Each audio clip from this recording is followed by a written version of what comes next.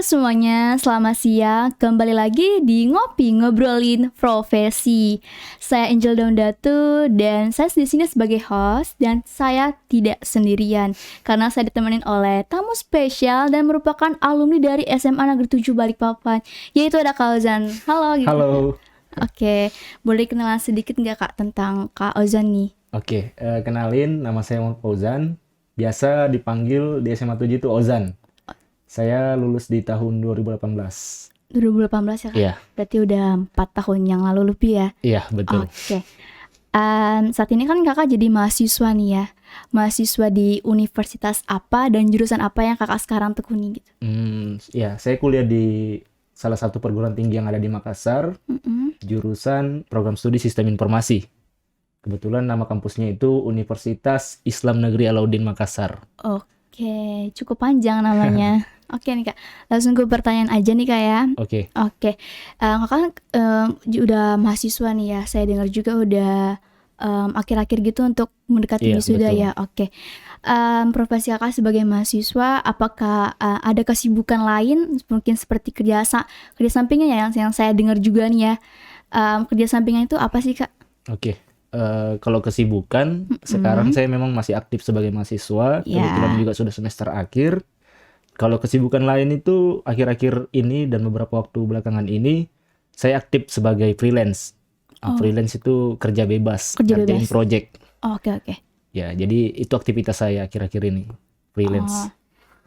Oke, buat untuk teman-teman ya, saya pertama kali tahu Kak Ozan ini sebenarnya dari pertama kali masuk podcast ini ngelihat pertamanya awalnya dari channel YouTube nih kayak, terus tiba-tiba saya dengar juga dari teman-teman kalau angkatan kakak tuh angkatan terkeren lah ya dengan video dokumenternya gitu.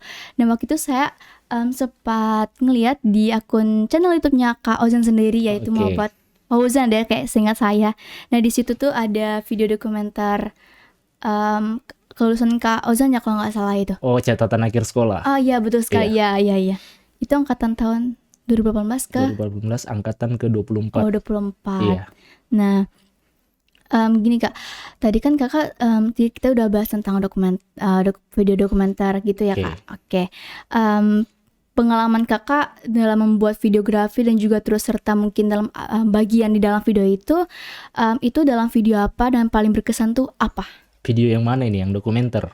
Terserah Kakak mau yang mana gitu ya. Selama SMA ya? Iya, mungkin udah ada yang pernah dilombakan atau apa gitu. Iya. Jadi kalau video, waktu saya di SMA memang sempat berkecimpung di dunia video. Dan kebetulan juga ikut beberapa lomba bidang videografi. Dan terakhir itu yang saya buat itu yang tadi, video catatan akhir sekolah. Nah, di catatan akhir sekolah itu sebenarnya itu sudah pernah ada yang buat kakak kelas kita. Tapi di angkatan kemarin, angkatan saya, kita coba buat lagi dengan versi yang baru. Berdasarkan referensi dari yang kita lihat video-video catatan akhir sekolah yang ada di YouTube. Nah, kita buat. Nah, itu buatnya itu kita bukan cuma saya sendiri. Tentunya ada beberapa teman-teman yang terlibat. Salah satunya itu adalah ketua OSIS kita yang juga ikut serta membantu. Nah, itu kita kolaborasi antara teman-teman IPA, jurusan IPA, dan teman-teman IPS. Oh, iya. Di akhir sekolah kita, kelas 12, ada waktu semua kayak dokumentasi, catatan-catatan video kita sebelum lulus itu saya kumpul. Dan kita jadikan dalam satu konsep catatan akhir sekolah. Nah, itu yang kita putar bersama pada saat kelulusan. Nah, itu ditonton bersama. Dan itu sudah ada di YouTube. Oh iya, jangan lupa nanti mampir ke channelnya Kak Ozan ya, Iya. dijabarkan di sini. Itu tadi merupakan pengalaman dari angkatan kakak juga ya, merupakan dari video dokumenter. Nah, dari tadi kan kakak di SMA itu kayak jadi membuat desain video kayak videografi. Iya, Nah, video.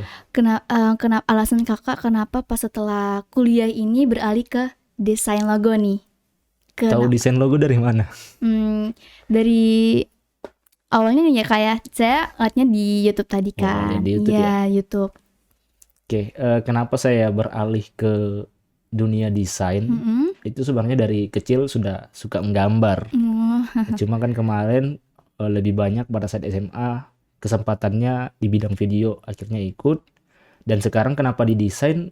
Karena lebih simpel aja sih. Kalau di desain itu kita lebih simpel. Kalau di video kan dulu itu laptop saya masih speknya itu agak rendah, Oh, iya agak iya. rendah. Jadi edit video itu ya seadanya. Nah, kalau kita ngedesain itu lebih mudah dan lebih ringan. Oh, iya. Dan juga peluangnya sebenarnya antara video dengan desain itu sama-sama ada sih. Sama. Cuma kita lebih lihat yang mana yang lebih mudah. Nah, lebih mudah desain menurut saya. Iya. Kenapa? Karena softwarenya juga nggak terlalu berat, spek Iya. laptopnya juga yang dibutuhkan nggak terlalu berat. Oh, berarti lebih mudah didesain logo Lebih mudah daripada didesain. di videografi tadi ya kayak. Desain lah. Kalau desain logo itu nanti ada penjelasannya sendiri. Oh, oke. Nih Kak, Kakak kan mahasiswa nih ya, kuliah sambil kerja sampingan itu ada mengganggu nggak sih Kak? Atau nggak sama sekali? Kalau dibilang ngeganggu selama jadi mahasiswa dengan aktivitas Iya. sekarang yang aktif di bidang desain, dibilang ganggu sih enggak. Oh, Iya. Kenapa? Karena kan kalau di yang saya kerjakan sekarang itu project-project freelance. Project freelance itu kita sendiri yang nentuin banyaknya yang mau kita kerjakan semana. Beda kalau kita kerja kontrak. Kerja kontrak itu ya kita dibayar misal 1 bulan. Kalau freelance kan kita yang ngatur waktunya. Kita mau kerjain ini di hari apa sesuai dengan kesepakatan. Nah, kalau mau dibilang ngeganggu waktu kuliah, enggak juga sih. Kalau memang ngeganggu ya jangan dulu ambil project, simple aja ya kan. Oh, jadi gitu ya teman-teman. Iya. Oke. Untuk desain logo tersendiri ini apakah merupakan hobi Kak Ozan atau hanya kerja sampingan saja di saat masa kuliah ini? Hobi yaitu tadi dari kecil memang suka gambar dan kebetulan juga suka berpikir buat konsep gambar. Akhirnya kalau mau dibilang ini hobi lebih kepada passion sih. Passion saya di desain, di dunia desain. Aktif di desain logo lebih tepatnya. Jadi lebih kepada passion bukan Passion ya, iya, bukan hobi. bukan. Oke. Jadi saya juga pengen tahu nih Kak, contoh dari logonya Kak Ozan itu Kakak ada promosikan di mana dan juga penjualannya itu sistem online kayak seperti apa gitu, Oke. di aplikasi apa? Kalau logo yang saya buat, yang pertama itu saya jual di salah satu website global penjualan logo, Oh iya. marketplace logo. Namanya itu Logo Ground. Oh, logo. Di sana itu pasarnya luar negeri. Nah, cuma selain itu saya juga jual di marketplace yang ada di Indonesia Ya. dan juga aktif ikut sembara logo, ngerjain project dari klien. Jadi kalau mau dibilang market dari apa yang saya kerjakan desain logo itu ya datangnya dari situ, dari jual logo di luar negeri, Iya. di Indonesia, kemudian juga dari project-project klien. Oke, berarti penjualannya melalui website gitu ya? Ada website, Oke. ada sosial medianya juga. Terus kalau boleh tahu nih Kak, sosial medianya itu berupa apa aplikasinya? Ya kalau sosial media yang portofolio saya ada di Instagram, dan ada juga di platform Behance, portofolio desain. Oh iya. Banyak sih kalau mau dibilang sosial media. Cuma kalau untuk website penjualan logo, ya itu ada beberapa tadi seperti yang saya sebutkan. Oh, jadi gitu ya. Main-main di Instagram lah nanti. Oke. Lihat di Instagram itu ada Instagram personal saya dan ada juga Instagram portofolio. Oh, Nah, yang di iya. portofolio ini dia banyak kayak desain-desain yang sudah saya buat, desain-desain logo. Jadi ada dua ya kayak Ada khusus. 2. Ada yang juga full semuanya tentang logo-logo hasil karya dari Kauzan. Iya. Nanti boleh deh dijabarkan buat kalian yang kepo hasil logo Kauzan itu seperti apa aja nih ya. Nah juga nih Kak, tadi kan Kakak juga udah kita simpang tentang apa ya, videografi. Oke. Kalau boleh tahu Kak, Kakak belajar desain logo ini otodidak atau memang ada kursus, dan juga mungkin bisa dikasih tahu ke teman-teman penonton setia dari channel kita ini. Kalau belajar logo otodidak atau kursus, awalnya saya desain logo itu dari SMA, Iya. berawal dari tugas. Dan di situ ya bisa dibilang juga otodidak sih, otodidak. Kalau dibilang kursus, saat ini sejak aktif di dunia desain logo ada beberapa kursus online yang saya ikuti juga. Oh, online. Cuma dia kursus online, sama aja kayak otodidak juga, kayak nonton video. Jadi lebih banyak otodidak. Kenapa? Karena kalau desain logo, dunia desain, belajar secara otodidak itu pengalamannya lebih luas. Beda kalau kita ikut kelas yang jelas kurikulumnya ini, ya kan? Iya. Terbatas, kita cuma pelajari itu. Sedangkan otodidak itu bisa lebih Luas lagi lebih gitu. luas kita pelajari apa saja yang kita mau. Kan semua sekarang ada di YouTube ya. Oh iya benar. Tutorial desain, teknisnya itu semua ada di YouTube. Tinggal kita aja lagi mau cari yang mana. Oh oke, berarti banyak banget di internet gitu ya. Iya. Tinggal Otodidak juga bisa. Oke. Nah, ini mungkin yang paling intinya juga nih ya, suka dan dukanya kakak sebagai mengerjakan desain logo itu apa? Suka duka Ya. mengerjakan desain logo lebih kepada suka sih. Oh suka. Sukanya itu karena ada benefit yang kita dapat. Benefit itu ya kayak uang jajan lah. Menjajahan. Dapat dari situ, uang buat kuliah ya juga dapat dari situ. Kemudian juga bisa lengkapi peralatan yang kita pakai sekarang juga dari situ. Kalau dibilang dukanya itu tergantung kita sih. Oh iya. Kalau duka di dunia yang saya kerjakan sekarang kayak freelance, itu lebih kepada ada waktunya kita tidak ada pemasukan sama sekali. Karena kan freelance ya, freelance itu tidak ada jaminan satu bulan itu kita bakal digaji, nggak ada. Yang ngegaji itu ya dari kita sendiri. Kalau ada project yang kita kerjain, ya kita dapat pendapatan. Nah kadang jadi dukanya itu ketika dalam satu bulan semisal, ya tidak ada sama sekali yang kita kerjain. Berharap dari mana? Ya dari situ dukanya. Karena tidak ada kepastian dalam satu bulan kita bakal dapat ini. Berarti nggak tetap ya kayak Nggak untuk tetap. kayak penghasilan gitu ya? Iya. Nah, jadi gini buat kalian mungkin ada yang sudah sebagian tahu Kak Ozan merupakan alumni dari tahun 2018, 4 tahun yang lalu, dan juga mungkin ada yang sudah mampir ke channelnya Kak Ozan sendiri ya. Mungkin dari alumni atau kakak kelas juga nih ya. Nah, kalau boleh tahu nih Kak, sejauh ini dari penjualan desain logonya kakak ini yang paling murah itu berapa pendapatannya, dan juga yang paling besar tuh berapa nominalnya? Kalau yang paling pendapatan dari desain logo itu yang paling besar itu dapat dari penjualan luar negeri. Jadi saya buat logo, saya jual di luar negeri dan pendapatannya lebih besar dari sana. Kenapa besar? Karena jelas kalau di luar negeri kan konversi mata uangnya juga besar ya kan. Antara rupiah dengan dolar kan besar. Nah, lebih besar di luar negeri. Bahkan bisa sampai kalau yang terakhir saya dapat itu $400 dalam satu kali buat logo. Banyak banget. Buat logo. Cuma kan kalau luar negeri artinya penjualnya juga banyak. Iya. Nah itu. Terus kalau yang paling murah itu sempat saya dulu sayembara logo dapat hadiahnya itu cuma 50.000. Cuma karena kita menang ya kan, artinya termotivasi untuk. Nah itu juga sebenarnya yang bikin saya bertahan sampai sekarang. Kenapa tertarik di desain logo? Awalnya dari situ.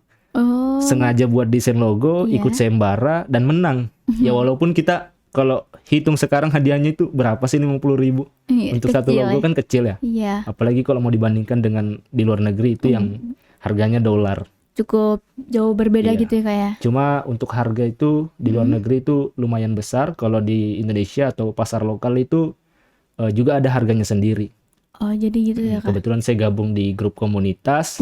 Sedikit banyaknya sering sharing lah mengenai harga-harga desain logo di sana. Dan menyesuaikan juga kalau datang project klien dari Indonesia, ya harganya juga harus disesuaikan sama kebutuhan. Karena kan pasti beda itu ketika kita ngerjain project desain logo A dengan desain logo semisal datang dari perusahaan kan beda ya. Kebutuhannya juga beda. Nah itu. Kalau boleh tahu Kak, nama komunitasnya Kakak tuh apa? Saya gabung di salah satu komunitas desainer logo Indonesia juga. Sebagai anggota di sana dan juga aktif sharing di grup komunitas Facebook. Facebook ya teman-teman. Komunitas desain grafis, komunitas desain logo, dan komunitas desain-desain lainnya yang juga ada di beberapa platform lainnya. Jadi gitu kayak.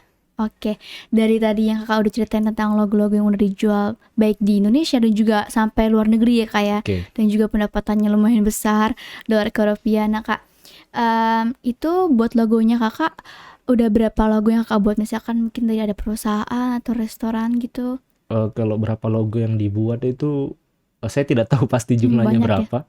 Yang jelas saya mulai dari tahun 2021 akhir sudah mulai ikut-ikut sayembara dan sampai sepanjang 2022 ini yang paling banyak saya dapat kesempatan untuk didesain logo. Entah itu project dari klien. Kalau di total itu berapa ya? Mungkin sudah lebih dari 50-an ke atas. 50-an ya. Untuk project 2022. Nah ini juga sementara saya nyusun portofolio semua project yang saya kerjakan di 2022. Cuma belum dipublish, belum selesai. Oke, Nah, nanti kalau mau ditahu apa-apa yang sudah pernah saya buat nanti saya publish lah biar bisa dilihat. Terus kalau di bidang apa yang saya kerjakan banyak macam-macam.